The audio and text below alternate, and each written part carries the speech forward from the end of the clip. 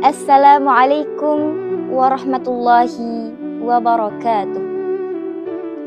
Wahai Sobat Furqan, ketika segalanya terasa berat, ketika usaha terasa belum cukup, ingatlah Rasulullah Shallallahu Alaihi Wasallam bersabda, "Ad-du'a'u silahul mu'min."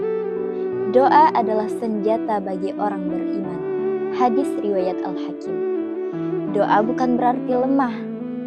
Doa adalah bukti bahwa kita menggantungkan harapan kepada Sang Maha Kuasa. Bahkan dalam diam pun, seorang mukmin mampu memenangkan banyak hal lewat munajatnya. Jangan remehkan doa.